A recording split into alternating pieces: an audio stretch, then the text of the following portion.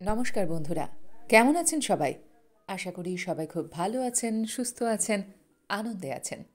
আপনাদের সবাইকে আমার চ্যানেলে স্বাগত জানাই। আজ আমি আপনাদের পড়ে শোনাব বিভূতিভূষণ বন্দ্যোপাধ্যায়ের লেখা ছোট গল্প বিপদ।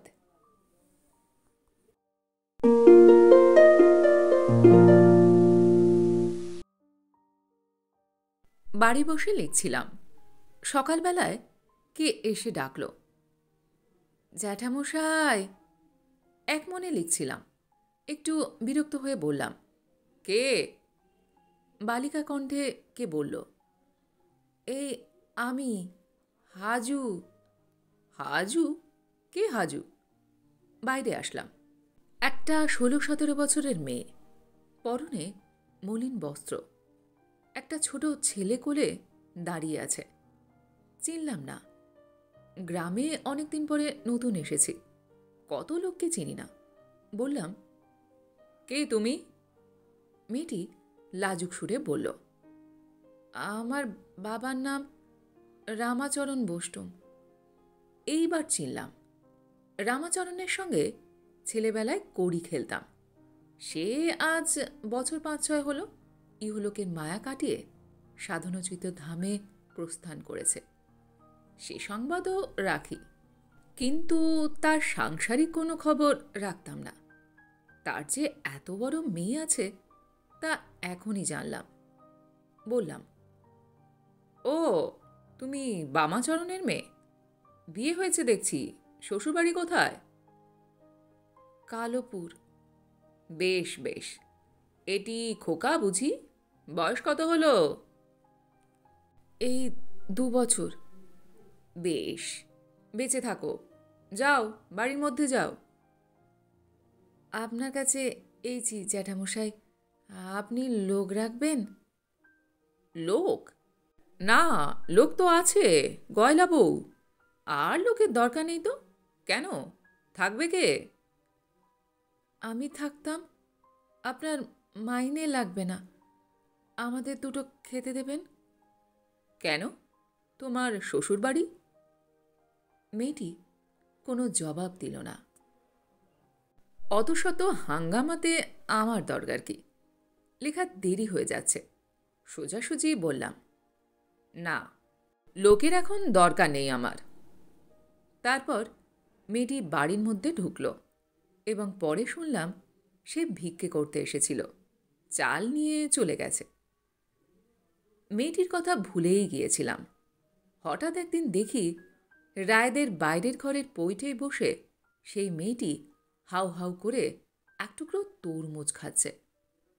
যেভাবে সে তরমুজের টুকরোটা ধরে কামড় মারছিল, হাউ হাউ কথাটা সুষ্ঠুভাবে সেক্ষেত্রে প্রযোজ্য, এবং ওই কথাটাই আমার মনে আসলো।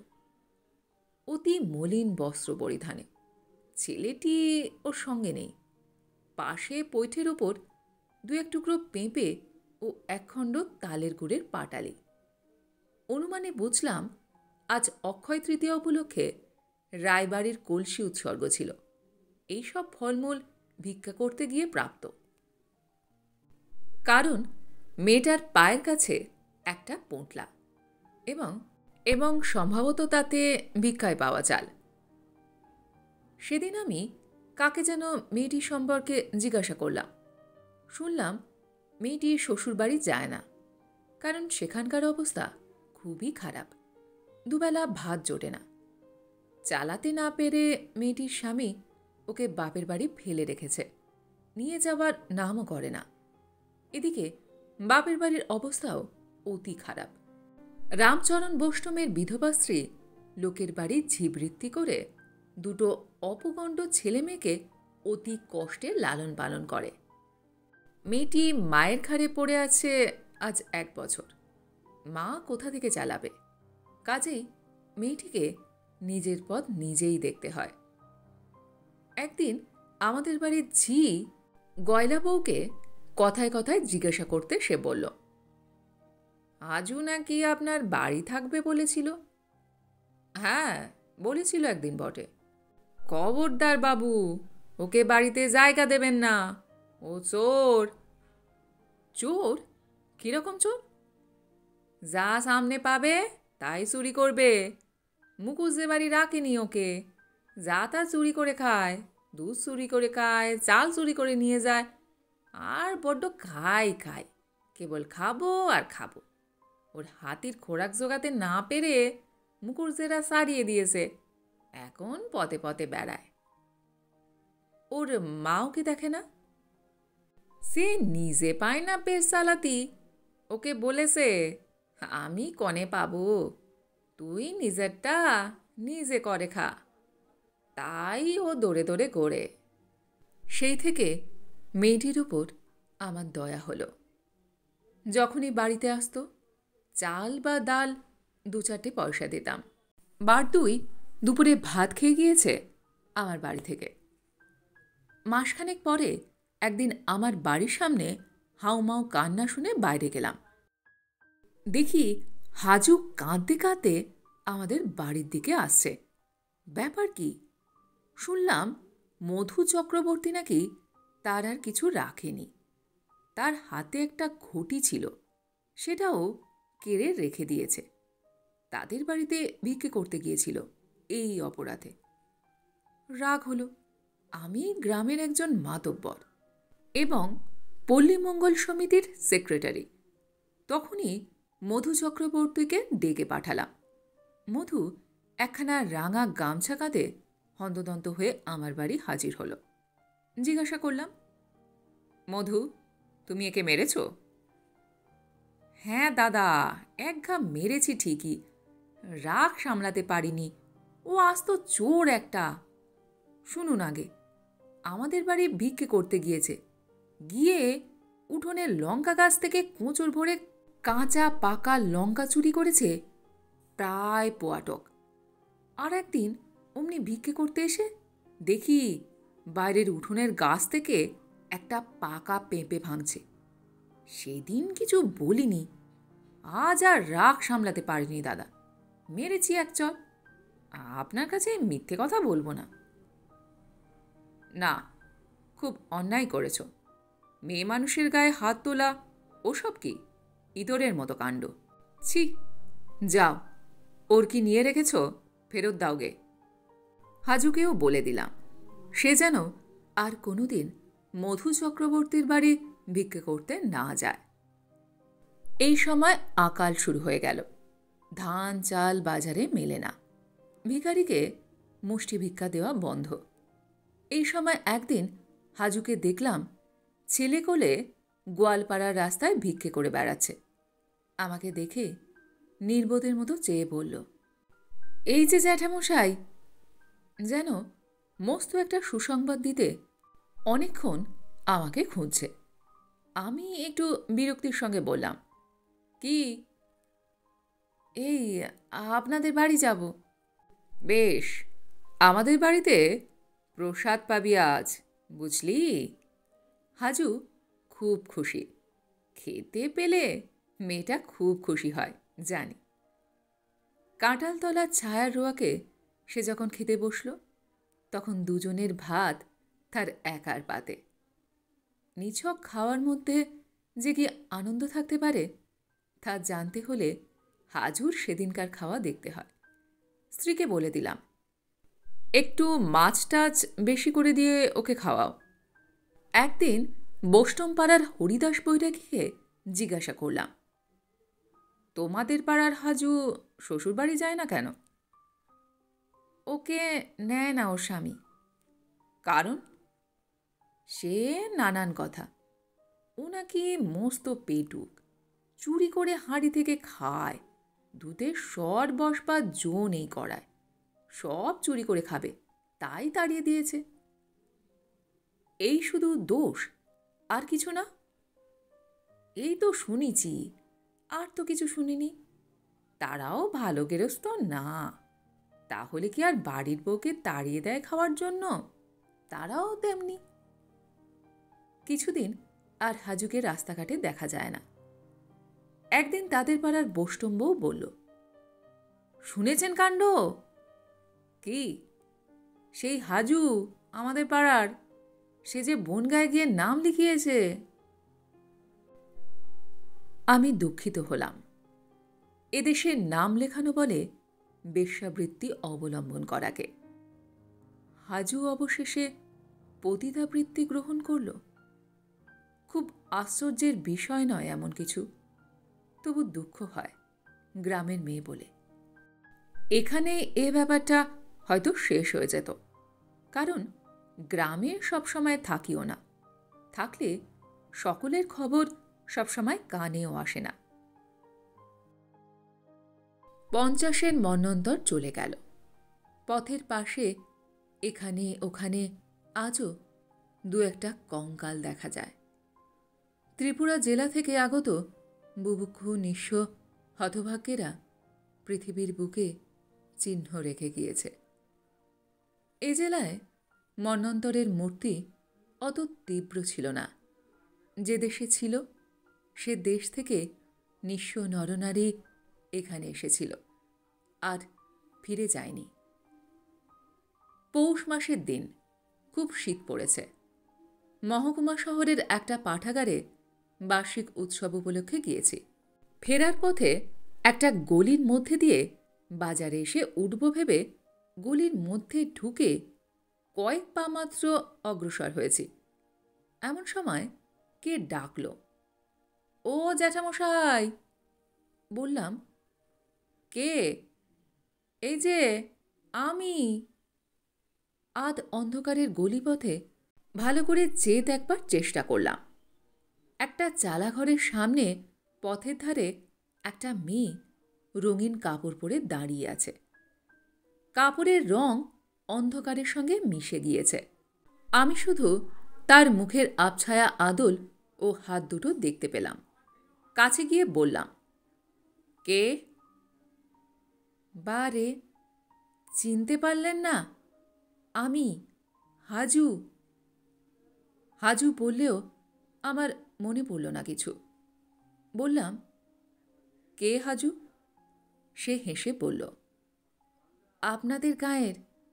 বারে, ভুলে গেলেন? আমার বাবার নাম রামচরণ বৈরাগী। আমি যে এই শহরে নটি হয়ে আছি। এমন সুরে সে শেষের কথাটা বলল যেন জীবনের পরম সার্থকতা লাভ করেছে, এবং সেজন্য সে গর্ব অনুভব করে। অর্থাৎ এত বড় শহরে নটি হবার সৌভাগ্য কি কম কথা? না, যার তার ভাগ্যে তা ঘটে। গ্রামের লোক দেখে বুঝুক তার কৃতিত্বের বহরখানা। আমি কিছু বলবার আগেই সে বলল, আসুন না আমার ঘরে। না, এখন যেতে পারবো না, সময় নেই। কেন? কি করবেন? বাড়ি যাব। সে আবদারের সুরে বলল, না, আসতেই হবে, পায়ের ধুলো দিতেই হবে আমার ঘরে। আসুন। কি ভেবে তার সঙ্গে ঢুকে পড়লাম তার ঘরে। নিচু রোয়াকে খড় ছাওয়া। রোয়াক পার হয়ে মাঝারি ধরনের একটা ঘর। ঘরে একখানা নিচু তক্তপোষের ওপর সাজানো গোছানো ফর্সা চাদর পাতা বিছানা। দেয়ালে বিলিতি সিগারেটের বিজ্ঞাপনের ছবি 2-3খানা। মেম সাহেব অমুক সিগারেট টানছে। একখানা ছোট জলচৌকির ওপর খানকতক পিতল কাঁসার বাসন রেড়ির তেলের প্রদীপের অল্প আলোয় ঝকঝক করছে। মেঝেতে একটা পুরনো মাদুর পাতা। বোষ্টমের মেয়ে একখানা কেষ্ট ঠাকুরের ছবিও দেয়ালে টাঙানো দেখলাম। ঘরের এক কোণে ডুগি তবলা একজোড়া, একটা হুঁকো, টিকে তামাকের মালসা, আরও কত কি কি। হাজু গর্বের স্বরে বলল, এই দেখুন আমার ঘর। বাহ, বেশ ঘর তো। কত ভাড়া দিতে হয়? 7.5 টাকা। বেশ। হাজু এক ঘুঁটি জল নিয়ে এসে বলল, পা ধুয়ে নিন। কেন? পা ধোয়া এখন কোনো দরকার দেখছি নে, আমি এক্ষুনি চলে যাব। একটু জল খেয়ে যেতে হবে কিন্তু এখানে জ্যাঠামশাই। এখানে জলযোগ করবার প্রবৃত্তি হয় কখনো? পতিতার ঘরদোর। গা ঘিন ঘিন করে উঠল। বললাম, না, এখন কিছু খাবো না, সময় নেই। হাজু সে কথা গায়ে না মেখে বলল, তা হবে না, আমি সে কথা শুনছি নে, কিছুতেই শুনব না। বসুন। তারপর সে উঠে জলচৌকি থেকে চায়ের পেয়ালা তুলে এনে সযত্নে সেটা আঁচল দিয়ে মুছে আমাকে দেখিয়ে বলল, দেখুন কিনেছি, আপনাকে চা করে খাওয়াবো, এতে চা করতে শিখেছি। ড্রেসডেন চায়না নয়, অন্য কিছু নয়, সামান্য একটা পেয়ালা। হাজুর মনোতুষ্টির জন্য বললাম, বেশ জিনিস, বাহ। ও উৎসাহ পেয়ে আমাকে ঘরের এ জিনিস ও জিনিস দেখাতে আরম্ভ করল। একখানা আয়না, একটা টুকনি ঘটি, একটা সুদৃশ্য কৌটো ইত্যাদি। এটা কেমন, ওটা কেমন, সে এসব কিনেছে। তার খুশি ও আনন্দ দেখে অতি তুচ্ছ জিনিসেরও প্রশংসা না করে পারলাম না। এতক্ষণ ভাবছিলাম একে এ পথে আসবার জন্য তিরস্কার করি এবং কিছু সদুপদেশ দিয়ে জ্যাঠামশায়ের কর্তব্য সমাপ্ত করি, কিন্তু হাজুর খুশি দেখে ওসব কথা মুখে আসলো না। যে কখনো ভোগ করেনি তাকে ত্যাগ করো যে বলে, সে পরম হিতৈষী সাধু হতে পারে, কিন্তু সে জ্ঞানী নয়। কাল ও ছিল ভিখারিনী, আজ এ পথে এসে ওর অন্ন বস্ত্রের সমস্যা ঘুচেছে। কাল যে পরের বাড়ি চাইতে গিয়ে মার খেয়েছিল, আজ সে নিজের ঘরে বসে গ্রামের লোককে চা খাওয়াচ্ছে, নিজের পয়সায় কেনা পেয়ালা পেরিছে। যার বাবাও কোনো দিন শহরে বাস করেনি বা পেয়ালায় চা পান করেনি, ওর জীবনের এই পরম সাফল্য ওর চোখে। তাকে তুচ্ছ করে, ছোট করে নিন্দে করার ভাষা আমার জোগাল না। সংকল্প ঠিক রাখা গেল না। হাজু চা করে আনল, আর একখানা কাঁসার মাজা রেকাবিতে স্থানীয় ভালো সন্দেশ ও পেঁপে কাটা। কত আগ্রহের সঙ্গে সে আমার সামনে জলখাবারের রেকাবি রাখল। সত্যি আমার গা ঘিনঘিন করছিল। এমন জায়গায় বসে কখনো খাইনি, এমন বাড়িতে। কিন্তু হাজুর আগ্রহভরা সরল মুখের দিকে চেয়ে পাত্রে কিছু অবশিষ্ট রাখলাম। হাজু খুব খুশি হয়েছে, তার মুখের ভাবে বুঝলাম। বলল, কেমন চা করেছি জ্যাঠামশাই? চা মোটেই ভালো হয়নি। পাড়াগে চা, না গন্ধ, না স্বাদ। বললাম, কোথাকার চা? এই বাজারের। তুই নিজে চা খাস? দুটি বেলা। চা না খেলে সকালে কোনো কাজ করতে পারিনি জ্যাঠামশাই। আমার হাসি পেল। সেই হাজু। ছবিটা যেন চোখের সামনে আবার ফুটে উঠল। রায়বাড়ির বাইরের ঘরের পৈঠের কাছে বসে খোলা শুদ্ধ তরমুজের টুকরো হাউ হাউ করে চিবোচ্ছে। সেই হাজু চা না খেলে নাকি কোনো কাজে হাত দিতে পারে না। বললাম, তাহলে এখন উঠি হাজু, সন্ধে উতরে গেল, আবার অনেকখানি রাস্তা যাব। হাজুর দেখলাম এত শীঘ্র আমাকে যেতে দিতে অনিচ্ছা। গ্রামের এ কেমন আছে, সে কেমন আছে জিজ্ঞাসাবাদ করল। বলল, একটা কথা জ্যাঠামশাই, মাকে 5টা টাকা দেব, আপনি নিয়ে যাবেন। লুকিয়ে দিতে হবে কিন্তু টাকাটা, পাড়ার লোকে যেন জানতে না পারে। মার বড় কষ্ট, আমি মাসে মাসে যা পারি মাকে দিই। গত মাসে একখানা কাপড় পাঠিয়েছিলাম। কার হাতে দিয়ে দিলি? বিনোদ গোয়ালা এসেছিল, তার হাতে দিয়ে লুকিয়ে পাঠালাম। তোর ছেলেটা কোথায়? মার কাছেই আছে, ভাবছি এখানে নিয়ে আসব। সেখানে খেতে পড়তে পারছে না। এখানে খাওয়ার ভাবনা নেই জ্যাঠামশাই। দোকানের সিঙাড়া বলুন, নিমকি বলুন, কচুরি বলুন, তা খুব। এমন আলুর দম করে ওই বটতলার খোট্টা দোকানদার, অমন আলুর দম কখনো খায়নি। এই এত বড় বড় এক একটা আলু, আর কত রকমের মশলা। আপনি আর একটু বসবেন, আমি গিয়ে আলুর দম আনবো, খেয়ে দেখবেন। না, এর সরলতা দেখেও হাসি পায়। রাগ হয় না এর ওপর। বললাম, না, আমি এখন যাচ্ছি। আর ওই টাকাটা আমি নিয়ে যাব না। তুমি মানি অর্ডার করেও তো পাঠালে পারো। অন্য লোকে দেবে কি না দেবে, বিনোদ যে তোমার মাকে টাকাটা দিয়েছে তার ঠিক কি? হাজুর এই সন্দেহ মনে ওঠেনি এতদিন। বলল, যা বলেছেন জ্যাঠামশাই, টাকাটা জিনিসটা তো এরোর হাতে দিয়ে পাঠিয়ে দিই। মা পায় কি পায় না কি জানি। এ পর্যন্ত কত টাকা দিয়েছ? তা 20-25 টাকার বেশি। আমি কি হিসাব জানি জ্যাঠামশাই? মা কষ্ট পায়, আমার তা কি ভালো লাগে? কার হাত দিয়ে পাঠিয়ে দিস? হাজু সলজ্জ মুখে চুপ করে রইল। বুঝলাম আমাদের গ্রামের লোকজন এর নিকট যাতায়াত করে। বললাম, আচ্ছা দে সেই 5টা টাকা, চলি। আবার আসবেন জ্যাঠামশাই, বিদেশে থাকি, মাঝে মাঝে দেখে শুনে যাবেন এসে। গ্রামে ফিরে হাজুর মার সঙ্গে দেখা করে 5টা টাকা তার হাতে দিলাম। জিজ্ঞাসা করলাম, আর কেউ তোমাকে কোনো টাকা দিয়েছিল? হাজুর মা আশ্চর্য হয়ে বলল, কই না, কে দেবে টাকা? বিনোদ ঘোষের নাম করতে পারতাম, কিন্তু করলে কথাটা জানাজানি হয়ে পড়বে।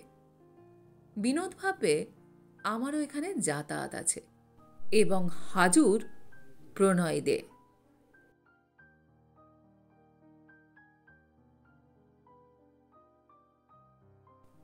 গল্পটি এইখানে সমাপ্ত হল। আপনারা এতক্ষণ শুনছিলেন বিভূতিভূষণ বন্দ্যোপাধ্যায় লেখা ছোট গল্প বিপদ। গল্পটি আপনাদের কেমন লাগলো, বা আমার গল্প পাঠ আপনাদের কেমন লাগলো, কমেন্ট সেকশনে অবশ্যই লিখে জানান। যদি আমার গল্প পাঠ আপনাদের ভালো লেগে থাকে তাহলে লাইক শেয়ার অবশ্যই করবেন। আর এই ধরনের সুন্দর সুন্দর কাহিনী আরও শুনবার জন্য আমার চ্যানেলটিকে সাবস্ক্রাইব করতে ভুলবেন না কিন্তু। তবে আজ এই পর্যন্ত। আমি খুব তাড়াতাড়ি আবারও অন্য কোনো কাহিনী নিয়ে আপনাদের কাছে চলে আসছি। সবাই খুব ভালো থাকবেন, সুস্থ থাকবেন, আনন্দে থাকবেন। নমস্কার।